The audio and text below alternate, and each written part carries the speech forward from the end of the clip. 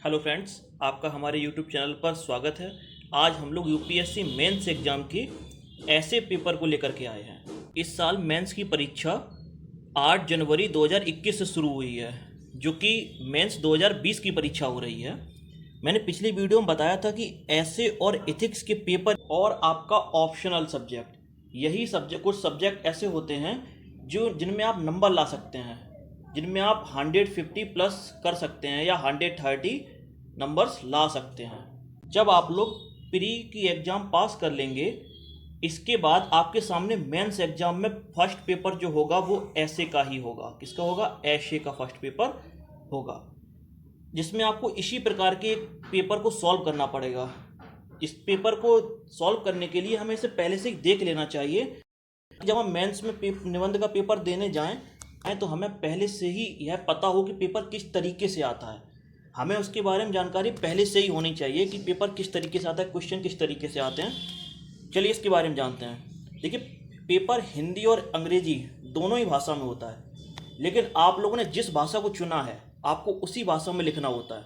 अगर आप अन्य भाषा का प्रयोग करेंगे, जैसे कि आपने हिंदी मीडियम से पेपर देना चाहा है और उसमें भी आप इंग्लिश में लिख लेते हैं, तो इसके पेपर में नंबर नहीं जोड़े जाते।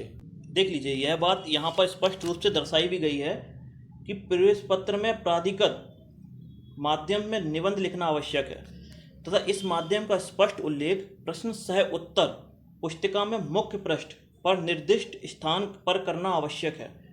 प्राधिकृत माध्यम के अलावा अन्य माध्यम में लिखे हुए उत्तरों का अंक नहीं दिए जाएंगे।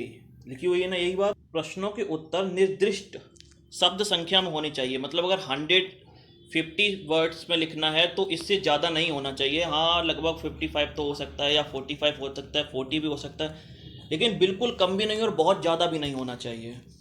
प्रश्न शय उत्तर पुस्तिका में खाली छोड़े हुए किसी भी पृष्ठ तथा पृष्ठ के भाग को पूर्णतः काट देना चाहिए। आगे बढ़ते हैं। तो देखिए, हम जिस बारे में चर्चा पहले कर चुके हैं ना कि पेपर हिंदी और इंग्लिश दोनों ही भाषा में को मिलेगा। लिखा हुआ है, निम्न खंड ए व बी प्रत्येक में से एक विषय चुनकर 2 निबंध लिखने हैं, जो प्रत्येक लगभग 1000 से 1200 शब्दों का हो। मतलब कि 2 खंड दिए हुए हैं, एक का नाम है सेक्शन ए और एक का नाम है सेक्शन बी। इनमें प्रत्येक खंड में 4-4 टॉपिक दिए हुए हैं। कितने? 4-4 टॉपिक। इनमें से किसी एक विषय पर निबंध लिखना है। इस प्रकार से हमें दोनों ही सेक्शन से एक एक निबंध लिखना है। और जो 2 निबंध आप लिखेंगे उनमें से पर ए से 125 नंबर्स का होगा। कितने नंबर का होगा? 125 का। याद रखिएगा कि यही कुछ पेपर हैं जिनमें आप अच्छे नंबर्स ला सकते हैं। दोनों खंडों में ज़्यादातर एक तो अमूर्त विषय पर और दूसरा सामाजिक समस्या से होता है, लेकिन इस बार ज़्यादातर अमूर्त विषय पर ही निबंध पूछा गया है। चलिए पहला देखते हैं। मनुष्य होने और मानव बनने के बीच का लंबा सफ़र ही जीवन है। देखिए, इनकी तैयारी कैसे करें इसके बारे में तो मैंने आपको बुक के नाम पहले ही बता दिए हैं। अगर आप लोगों ने वह वीडियो नहीं देखा है तो उसे ज़रूर देखें। लेकिन इसके अलावा भी आप पिछले साल के कुछ पेपर्स को देख सकते हैं, किस किस तरीके से पूछे गए हैं क्वेश्चन। ठीक है, इसके अलावा आप टॉपर्स के जो प्रैक्टिस करते हैं ना, उनके पेपर भी देख सकते हैं कि वह किस तरीके से लिखते हैं। इससे आपको आइडिया आएगा कि लिखें कैसे।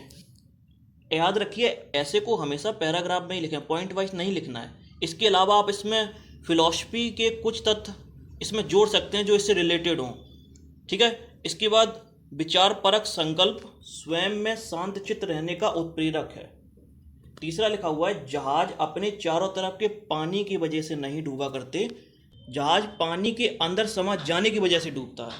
अब आपको यह समझना पड़ेगा कि क्वेश्चन कह क्या रहा है। आप जहाज के और पानी के बारे में तो नहीं लिख सकते ना, जिसमें आपको समझना पड़ेगा, जिससे समझ सकते हैं कि व्यक्ति अपने आसपास के बुरे लोगों से बर्बाद नहीं होता या दुष्ट प्रवृत्ति का नहीं होता, लेकिन जब बुराई उसके अंदर आ जाती है तो वह दुष्ट प्रवृत्ति का होने लगता है या बर्बाद स्वयं होने लगता है। इस तरीके से आपको अपने अपने हिसाब से समझ करके लिखना है।